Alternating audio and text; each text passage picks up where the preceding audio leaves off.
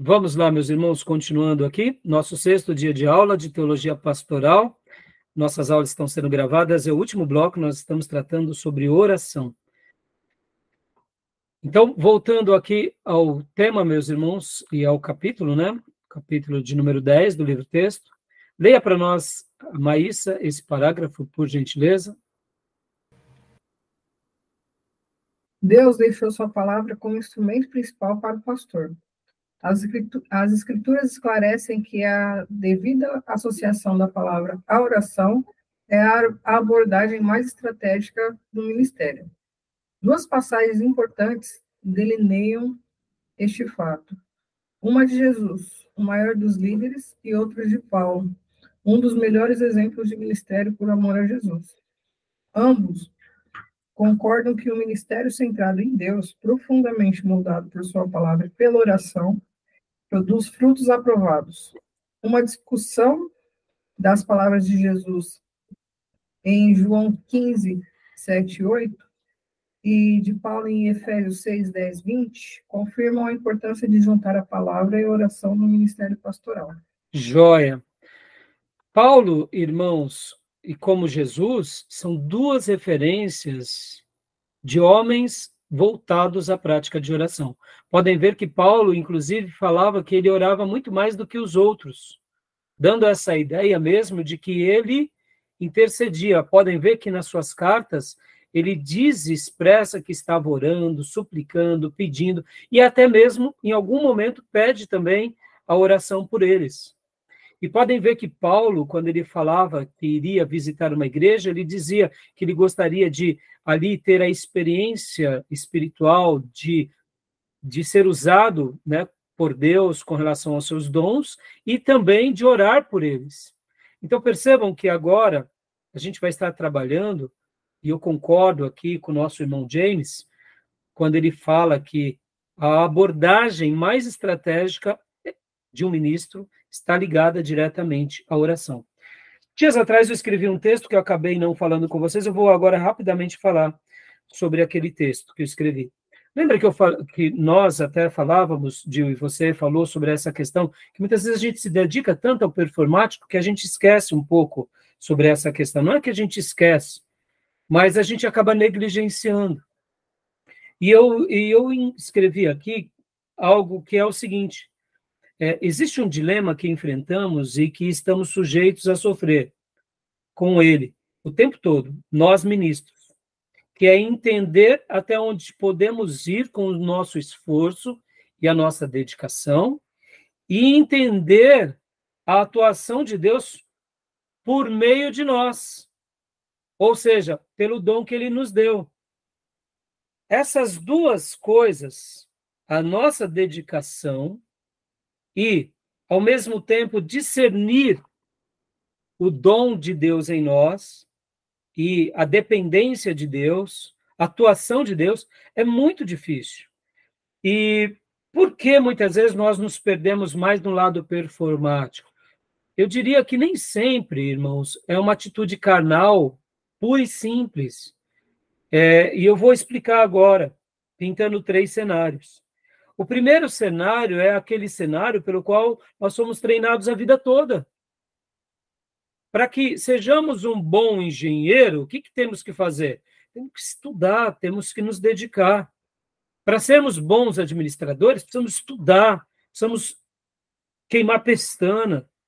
Para sermos excelentes músicos, precisamos gastar muito tempo ali fazendo os fundamentos, treinando, fazendo as bases, para só depois tirarmos as músicas e, depois de muito ensaio, irmos para uma apresentação. Então, pode ver que no nosso padrão humano, é assim que funciona. Vamos pegar um exemplo aqui, irmãos, de 2 atletas. Recentemente tivemos as Olimpíadas na França. Há uma ginasta americana chamada Simone Biles. Vocês conhecem ela? É a maior medalhista. Brilhante, não? A vida dela é uma vida de superação. E é uma vida de superação a um ponto em que, se depois pesquisem na Netflix, inclusive eu assisti dias atrás, tem a história da vida dela e a biografia. Eu não conhecia, como eu gosto muito de esporte, então eu assisti, e fica a recomendação. Ela teve um período da vida dela, na última Olimpíada, que foi a Olimpíada, na penúltima, que foi do Japão, que foi durante a pandemia, em que ela colapsou. E depois ela entrou num período que os atletas chamam existe até um nome técnico, em que o atleta ele não consegue mais estar em harmonia entre a mente, sentimentos e o corpo. E ele pensa em fazer algo, mas não consegue. Ou seja, já não está mais em harmonia. E ela colapsou. E segundo muitos, até mesmo especialistas, eles têm as suas opiniões, etc. e tal, e muitos atletas nunca mais conseguem voltar.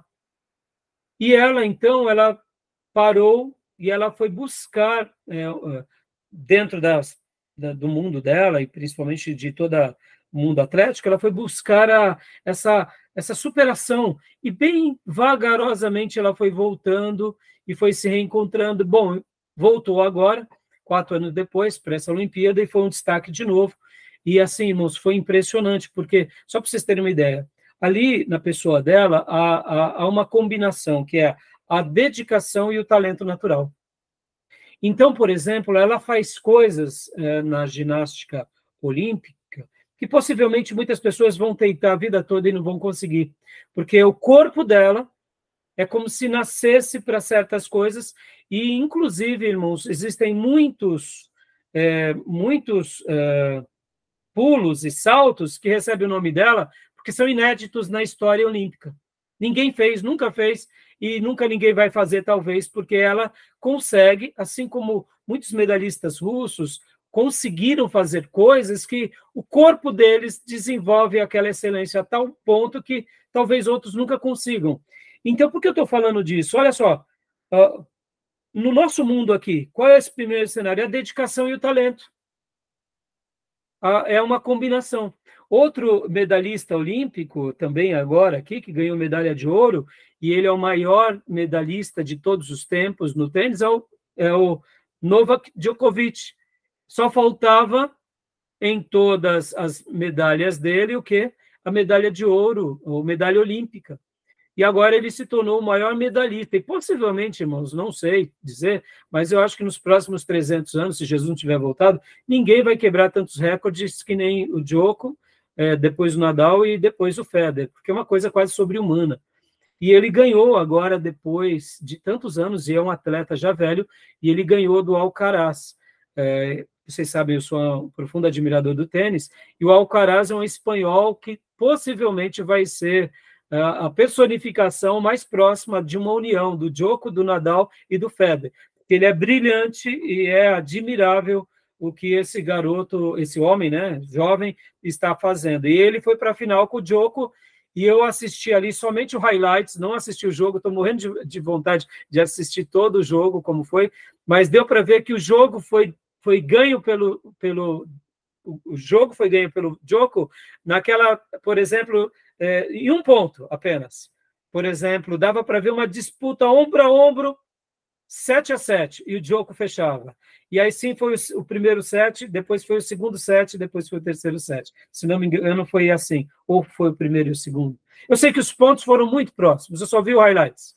E o Djoko se derramou e chorou, e ele até falava nas suas palavras sobre isso, que ele sonhava em ser um atleta, que ele sonhava em ser um medalhista, e ele se dedicou durante toda a sua vida. Então, esse cenário é o cenário dos homens, é o nosso cenário. Por isso que, quando nós nos convertemos, nós achamos assim, se eu me dedicar tanto no ministério como eu me dediquei na vida, eu serei um vaso tão usado quanto foi Billy Graham, quanto foi Spurgeon. E aí, no reino de Deus, é diferente, irmãos. Então, porque esse cenário humano não necessariamente se aplica ao cenário divino. Por quê? Porque agora vamos ao segundo cenário. Qual é o segundo cenário? É o cenário daqueles que têm fé cega, em que deixam tudo a critério de Deus e não fazem nada, porque Deus que fará o milagre e eu não me mexo. Essa pessoa vive à mercê de Deus em todas as coisas e não faz nada porque ele tem essa fé ingênua. Esse segundo cenário também, eu diria que mesmo que ele seja carregado de piedade, ele é muito ingênuo. Ou seja, Deus, quero acreditar, que antes de usar esse irmão, vai fazer com que ele acorde, porque qual que é o terceiro e o melhor cenário? É o cenário onde Deus revela sua vontade a nós, nos dá dons e talentos, e nós nos entregamos incondicionalmente para aquilo pelo qual o Senhor nos separou. Aí, aqui sim eu diria, esse momento de coesão, e aonde as tensões são eliminadas. Porque, por mais que eu me dedique como os melhores desse mundo, não necessariamente eu vou realizar o que eles realizavam. Por quê? Porque quando eu tenho esse equilíbrio de saber que há, sim, uma dedicação minha, mas eu estou a serviço de Deus, eu vivo aquilo que eu chamo de santa vulnerabilidade. E eu entendo o reino, e eu não fico agora achando que o reino de Deus é conquistado pela minha força, mas sim pelo poder do Senhor. Então, eu acredito que Deus deixou dessa forma para nós, ministros, principalmente pastores, para que nós soubéssemos sempre que a obra que ele nos deu, seja no pastorado, seja no ministério, não depende de nós, depende dele. Se o meu ensino está sendo bênção para vocês, é porque ele me deu o dom. Eu só me dediquei lendo um pouco, orando, me consagrando, e o poder e a virtude é dele na vida de vocês. Ou seja, quando nós enxergamos que dependemos de Deus, dependemos do auxílio dele, nos consagramos em oração, com humildade, nos lançamos a ele, essa compreensão, ao mesmo tempo, parece ser um pouco ingênua, mas não é, ela é libertadora. Por quê?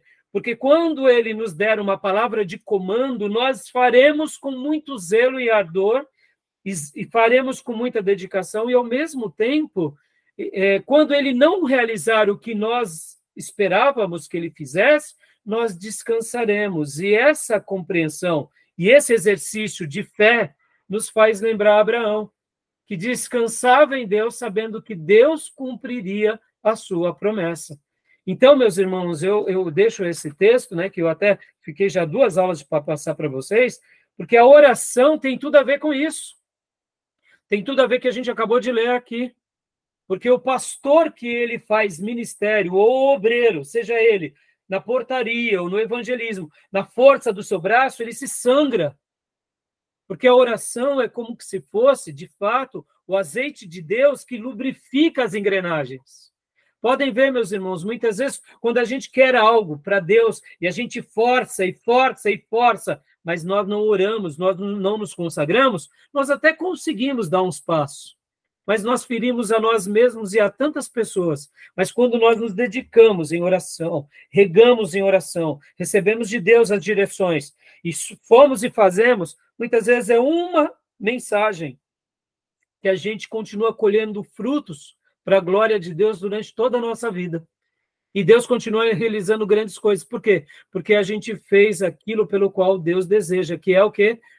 Uma atitude regada aonde a gente mais precisa, que é se voltar a Deus em oração, em piedade, crendo na sua palavra, que ele vai agir por nosso intermédio. Tá bom, meus irmãos? Algum comentário, meus irmãos? Se sintam à vontade de compartilhar e até, se vocês quiserem expressar, porque muitas vezes na nossa vida, a gente acaba tendo tantas experiências de dor, isso me faz lembrar de Abraão com Agar e Abraão com Sara. Quantas são as vezes que a gente dá um jeitinho para Deus, não é assim? Não é a força do nosso braço? É o primeiro cenário. A gente quer usar as ferramentas dessa vida para o reino. E as ferramentas dessa vida, meus irmãos, serão muito pouco usadas para o reino. Ao mesmo tempo, aquilo que eu chamei de segundo cenário, que é aquela fé cega e mais ingênua, e uma fé letárgica, também não vai resolver, porque Deus ele conta com os seus vasos, né? Então, dessa forma, quando a gente entende isso, a gente vê que o lado performático é só um detalhe que começa aqui, né? Por exemplo, eu estou no meu ateliê. quanto tempo eu passo aqui, meus irmãos? Eu tenho 2 escritórios. Esse escritório, né, que vocês me veem sempre, e o escritório da igreja. Se eu for ver, eu passo muito mais tempo aqui. Mas o púlpito e o escritório da igreja e as atividades que acontecem lá, ou mesmo essas aulas, é fruto do quê? Das orações. É fruto da dedicação que acontece horas antes. Ou seja, irmãos, esse princípio ele é maravilhoso. E não pensem em vocês que a gente faz muito pouco. Eu me lembro que esse mesmo obreiro que eu falei para vocês, que ele me deu muito trabalho, porque ele queria fazer na força do seu braço, ele um dia falou algo, né? Que muitos se escondem no esconderijo, tipo da preguiça, né? Querendo dizer que quem gasta muito tempo de oração está fugindo da real atividade do ministério. E eu, né, quando eu podia ir, dizia a ele, filho, não é assim. O esconderijo do Altíssimo e a sombra do Onipotente é a razão da nossa sobrevivência. É a razão de entendermos um pouco o atuar de Deus em nós e por nosso intermédio. Por isso que o ministério, irmãos, ele é vivo. O ministério ele é vivo, ele acontece.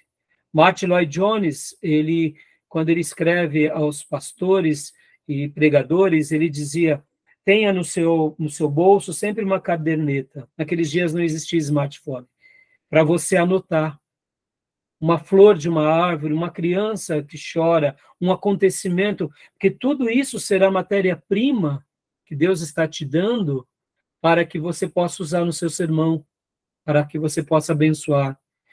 Ouça do Espírito e anote essas experiências.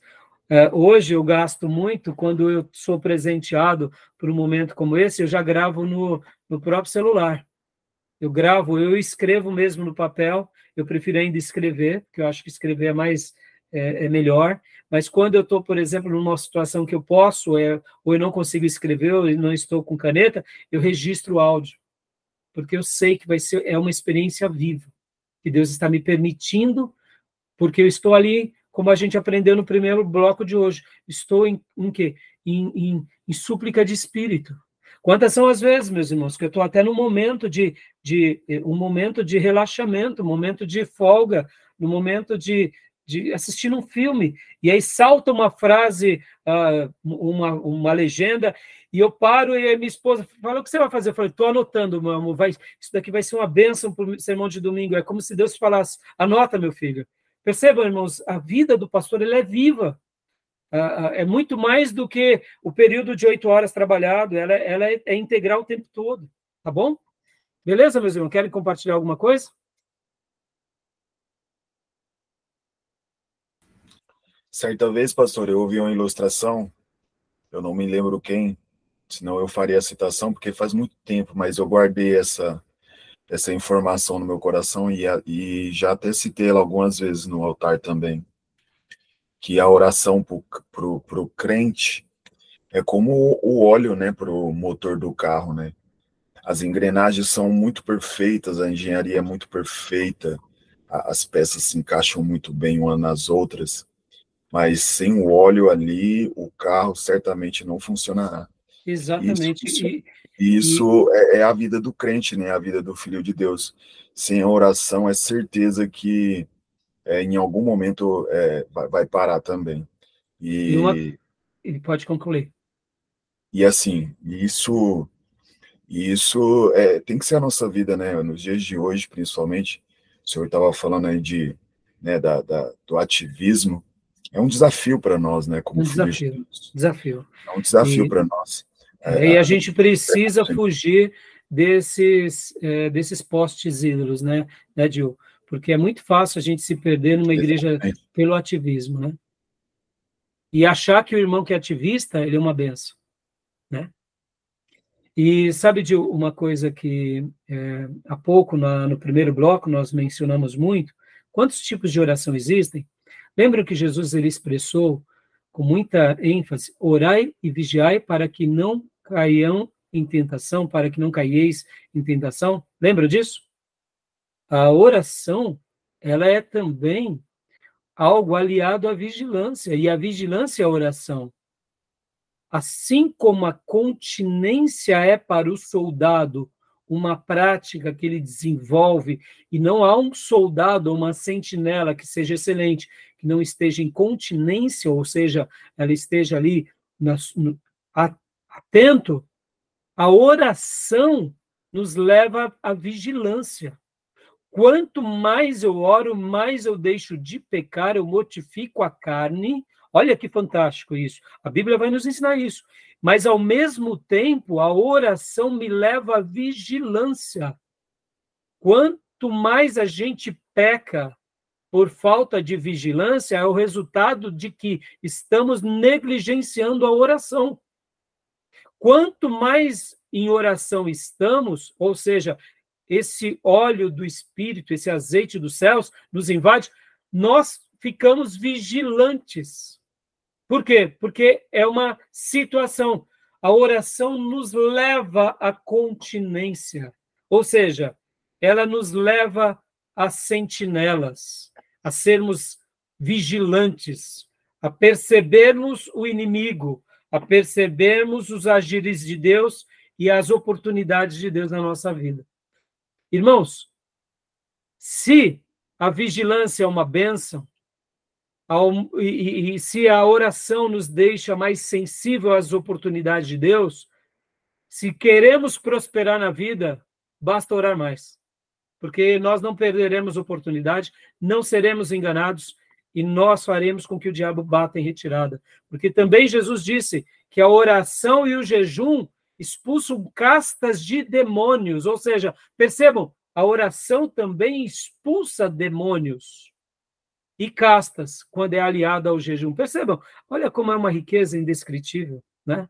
Tá bom, meus irmãos? E guardem isso, irmãos, os melhores momentos da nossa vida espiritual se deram não simplesmente pelo ativismo, mas se deram em momentos em que desfrutamos da presença de Deus. E eu ouso e afirmo e digo que eu não tenho dúvida que foram os melhores momentos da vida de vocês, os momentos que vocês mais oraram, e mais leram a Bíblia e mais se consagraram.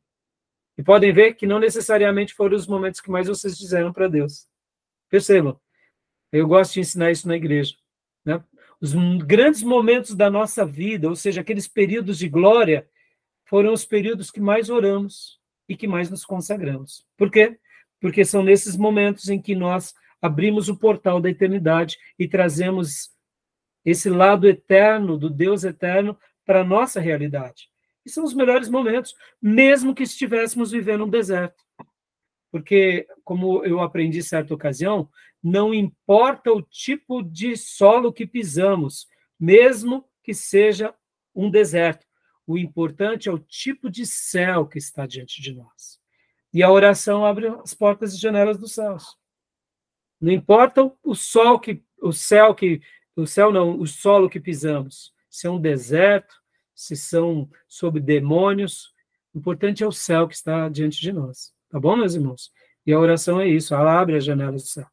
Então, vamos, irmãos, eu vou citar aqui, nessa obra, vocês verão que o James ele vai tratar que a oração ela vai gerar glorificação, multiplicação e autenticação, baseado aqui em João 15. E depois ele vai trabalhar sobre orar como em Efésios 6, 10 ao 20.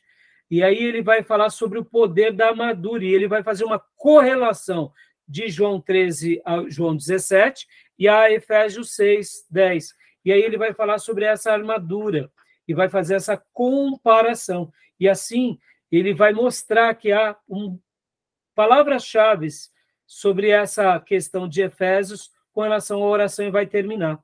Tá bom? O capítulo é maravilhoso. Eu espero que quem não leu, leia. Não vai dar tempo de a gente concluir agora, mas vamos ler um pouquinho aqui. Então, só para a gente ter Pastor Johnny, leia para nós aqui, orar em João 15, 7 a 8, por gentileza. Pois não. Permanência fica bem no centro da vida cristã, de acordo com o maior de todos os pastores, Jesus. Em João 15, 4, está escrito: estai em mim expressa sua paixão pelos seus. No mesmo versículo e no seguinte, ele continua: eu, em vós, reticências, né? Quem está em mim, este dá muito fruto. Ele termina o verso 5 acrescentando: sem mim nada podeis fazer. Fruto é qualquer coisa que Cristo, a videira, produz por meio de um dos seus ramos.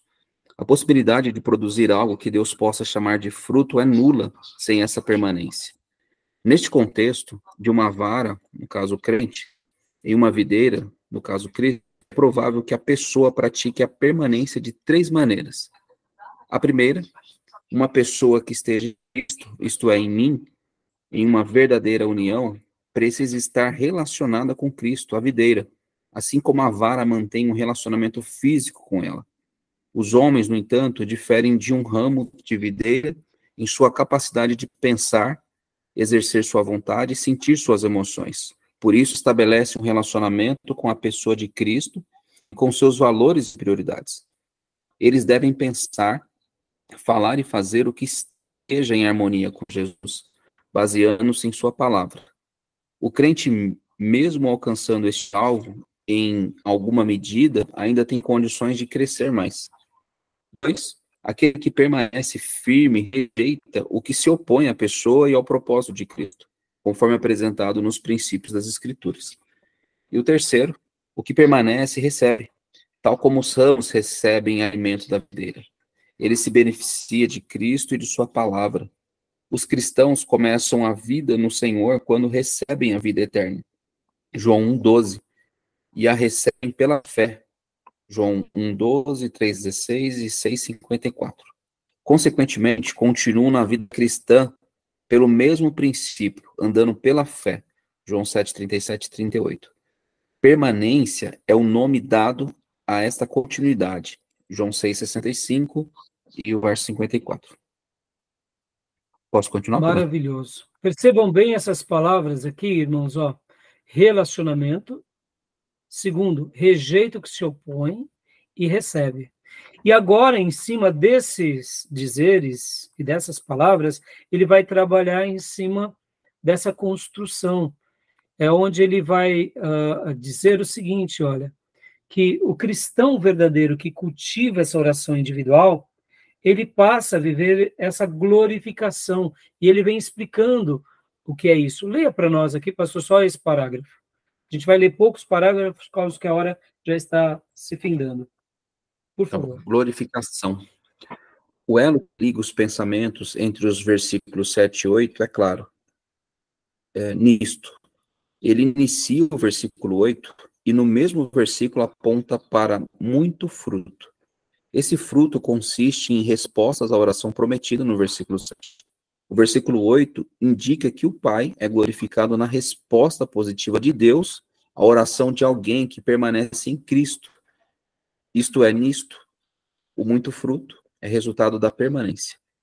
O fruto glorifica a Deus ao tornar evidentes as suas virtudes, valores, propósitos e as qualidades encontradas em Cristo.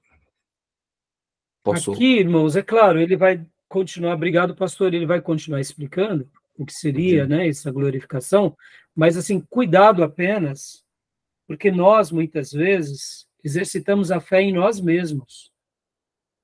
Seria quase que uma religião autorredentiva. Eu tenho fé em mim mesmo. Não, a nossa fé, ela só tem utilidade se for em Cristo.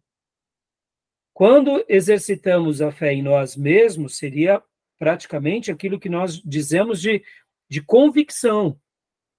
Essa convicção humana, esse ato de você ter convicção, ter certeza, é algo útil para a vida. Mas nunca atribua que as virtudes da fé pode ser atribuída da mesma forma do que o entendimento dessa palavra. Eu preciso ter convicção para trabalhar, convicção para desenhar, convicção para cozinhar, convicção para arrumar o motor de um carro. Ou seja, esse lado mais humano, ele existe e nós não podemos negar. É uma das bênçãos de Deus para nós, para a vida. Está dentro do quê? Das virtudes que Deus deu para nós. das bênçãos dele, da graça sobre todos. Mas ele não pode gerar salvação. Então, a nossa fé só tem utilidade em Deus. Essa fé que olha para nós é mais uma fé positivista. A fé que nós olhamos para Deus é uma fé de dependência. É Ele que nos salva, Ele que nos transforma, Ele que opera. No momento que oramos, muitas vezes a gente mistura, assim como misturamos a fé, nós misturamos a oração como se a oração fosse fruto nosso. Eu orei, logo eu colhi. Não tem nada a ver. A nossa oração não fica em nós mesmos. Elas são feitas a Deus, e é por isso que é no nome do Filho do próprio Deus, que conquistou tudo para nós, e as nossas palavras são elevadas a Deus, passam no trono de Deus, e vem a resposta. Quando vem a resposta, eu não posso achar que a minha oração ela é poderosa. Por isso que nascem daí as heresias da oração poderosa. É porque é uma oração em si mesmada, cheia de heresia. Porque não existe oração poderosa, fraca, tudo é oração. Tudo vai diante de Deus, ele responde como ele quer. O poder é dele. Misteriosamente, poderíamos usar a ilustração daquilo que aconteceu com Jacó, na escada de Betel, anjos descendo e subindo.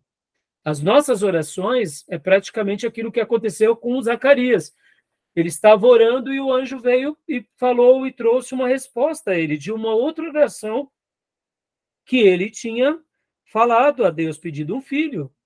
E agora o anjo entrega e ele duvida, e aí ele paga um preço. Mas podem ver que Zacarias cumpriu com o propósito do anjo. Quando oramos, é como se anjos levassem as nossas orações e trouxessem as respostas. Tudo isso acontece. Como acontecerá, eu não sei. Mas uma coisa eu sei, não é nossa. Por isso que há a glorificação. Porque é Deus atuando, dizendo, sim, meu servo, eu cumprirei o que você quer. Então, meus irmãos, a glorificação tem a ver com isso, tá bom? O autor ele vai explicar muitas outras coisas interessantes, e aí leiam para que a gente possa prosseguir, tá bom? Por causa das horas. Outra coisa que eu queria dizer para vocês, que eu aprendi também com a Comunidade da Graça. Pela primeira vez que eu ouvi esse termo, eles usavam ore a palavra. Eu não entendia direito o que eles querem dizer com ore a palavra. Irmãos, eu acho isso lindo. Eu sei que algumas pessoas até podem exagerar. O que eles queriam dizer com ore a palavra?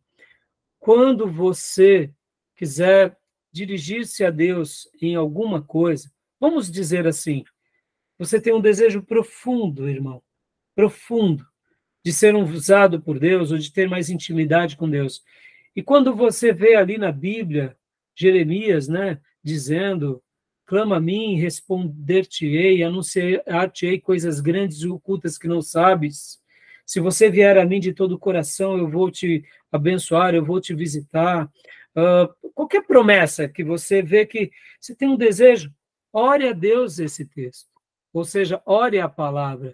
Meus irmãos, se a palavra já tem poder sobre nós, imagina orá-la. Então é maravilhoso esse exercício, tá bom? Joia? Tudo bem até aí? Faça isso nos seus momentos. Eu até hoje faço isso. Quando eu vejo um texto em que eu estou precisando melhorar, ou que eu quero voltar a viver, ou que eu quero romper barreiras, eu oro aquele texto, eu clamo a Deus e me delicio diante de Deus em oração, tá bom? Beleza nesse ponto? Tudo bem até aí? Eu costumo orar assim também, pastor, assim, por salvação, assim, pelos meus orados. Eu oro para o Espírito Santo convencer do pecado, do juízo e da justiça, né?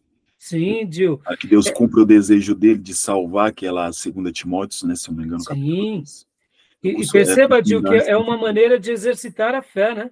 E vira um hábito, né, pastor? Vira um hábito. Né? Maravilha. Multiplicação. Aproveita e leia para nós, Gil, rapidamente aqui, as primeiras linhas desse texto. Multiplicação. Multiplicação. Muito fruto, entre aspas. Versículo 8.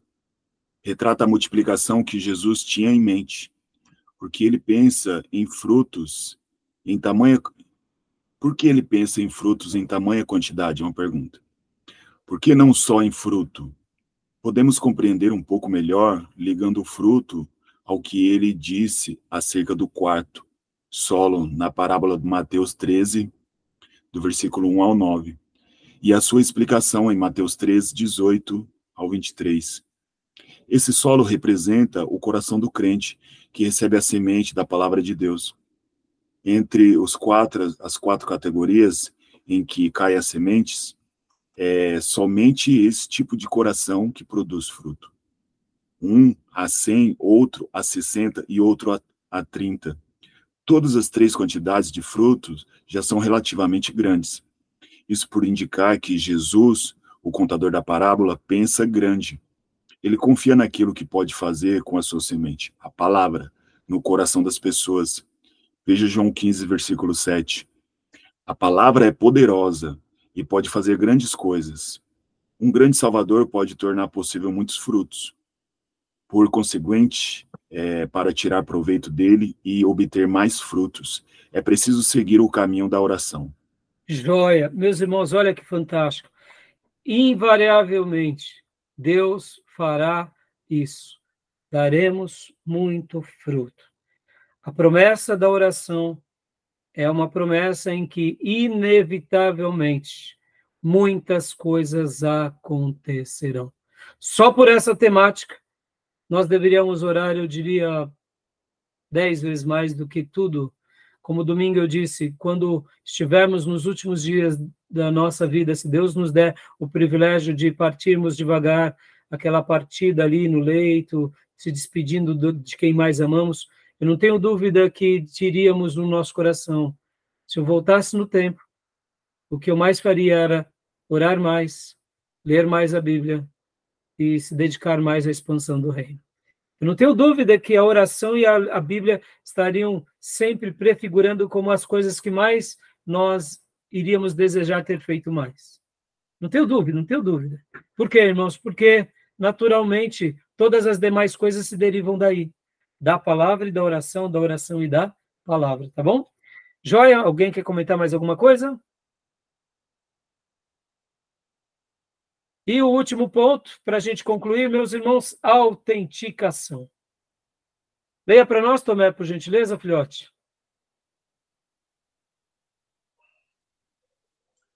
De acordo com o final de João 15, 8, os líderes e todos os outros crentes verdadeiros que seguem a Cristo são seus autênticos discípulos. Isto é evidente na grande comissão, Mateus 28, 19 e 20.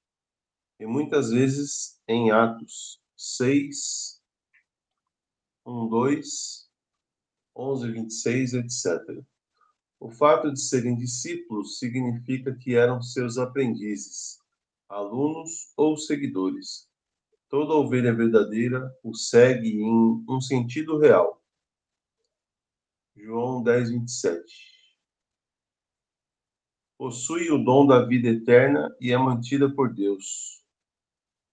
Aleluia. João, pode continuar? João 15:8 afirma que o fruto produzido... Ah, não, tudo bem. Ah, já concluiu, né? Tá bom. Obrigado, Tomé, obrigado. Tá bom até aí. Tá bom. Obrigado, viu, Tomé? Meus irmãos, para a gente concluir agora, depois, né, vocês vão ver que ele vai fazer também um paralelo. Leiam, e aí, caso tenha alguma dúvida desse capítulo, nós terminamos comentando semana que vem, tá bom? Eu queria ter falado, inclusive, também do aspecto ministerial, mas a gente vai deixar para a semana que vem. E eu, inclusive, na próxima aula, a temática será a prática do aconselhamento, mas eu vou dedicar mais tempo ainda concluindo sobre esse assunto. Deixa eu contar aqui para vocês a autenticação, né? A gente não precisa dar cartada, viu, meus irmãos? A gente não precisa dar cartada. Quando Deus realmente nos separa e a gente com humildade se coloca à mercê dele e cumpre os deveres que ele deseja para que cumpramos, porque como eu aprendi com o missionário Darcy, ele dizia que o abecedário de Deus não é ABCD. O abecedário de Deus é obedecer. E quando nós obedecemos e cumprimos aquilo que os puritanos também chamavam de meios da graça, que é a leitura bíblica, a oração pessoal, a oração no coletivo, a vida de igreja, o cumprimento de tudo que Deus deseja, o arrependimento sincero, a proclamação do evangelho, o desenvolvimento dos dons da igreja, nós atingimos e conseguimos graças de Deus por isso. E crescemos. E aí, esse último ponto da autenticação se torna tão real. E para a gente encerrar aqui, isso me fez lembrar uma vez, né? Eu lembro que eu estava passando uma tribulação muito grande na igreja, eu estava um pouco triste aqueles dias, estava lá no pregão, mas eu estava firme, não estava desviado nem nada, não. E aí chegou um amigo, eu não me lembro quem foi, meus irmãos, não lembro, eu devia ter anotado no meu diário, acho que naqueles dias eu não anotava. Chegou um colega do pregão e falou assim: Rai, você está bem? Gritou. Você está bem mesmo, Rai? Estou. Rai, de coração, pelo amor de Deus, você está bem? Estou. E lá na igreja, você continua firme na igreja? Eu falei, continuo. Continua mesmo, Rai? Eu falei, continuo, meu irmão. Pelo amor de Deus, o que foi? E ele não era crente, sabe? Eu falei, continuo, o que aconteceu? Não, Rai, pelo amor de Deus.